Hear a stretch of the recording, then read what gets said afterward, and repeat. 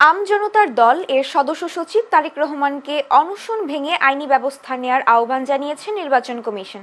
আজ নির্বাচন কমিশনের সিনিয়র সচিব আখতার আহমেদ জানান, নিয়মের বাইরে গিয়ে কিছু করার সুযোগ নেই। ইসি সচিবালয়ে সাংবাদিকদের প্রশ্নের জবাবে তিনি বলেন, 522 ঘন্টা হলেও কিছু করার নেই। তারেক রহমানকে ইসিতে আপিল করার পরামর্শ দেন তিনি।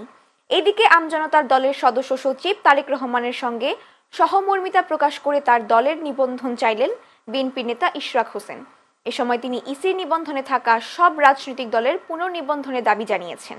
এর আগে নিজ দলের নিবন্ধনের দাবিতে মঙ্গলবার বিকেল থেকে আগারগাঁওয়ের নির্বাচন ভবনের মূল ফটকে আমরণ অনশন চালিয়ে যাচ্ছেন তারেক রহমান। সামনে অনশনরত আছেন জনাব তারেক সাহেব জনতা পার্টির রেজিস্ট্রেশনের জন্য। আইনগতভাবে আমরা যেটুকু আমাদের দিক থেকে বলার আমরা সেটা বলেছি চিঠির মাধ্যমে। এখন ওনারা অ্যাপিল করতে পারেন এবং ঘাটতি যেগুলো আছেন সেগুলো পূরণ করে দিতে পারেন।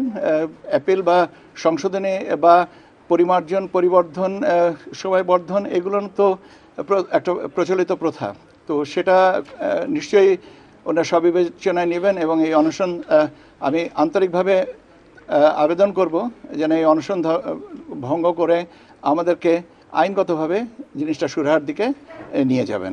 ভারতীয় জনতা পার্টির আদলে করা সেই পার্টিও কিন্তু আদালতের অর্ডার নিয়ে এসেছে বিধায় তারা বাধ্য ছিলেন। আমাকে যেটা বলা হয়েছে যে আদালত তো নির্দেশ দেয় তার সাক্ষ্য প্রমাণের উপরে, তো রিপোর্টটা তো যেতে হয়েছে যে তারা সকল শর্ত পূরণ করেছে কিনা। যেটি আমি জানতে পেরেছি নির্বাচন কমিশনের রিপোর্টে বলা হয়েছে তারা সেই শর্ত পূরণ করে নাই, তারপরেও কিভাবে তারা নিবন্ধন পেল।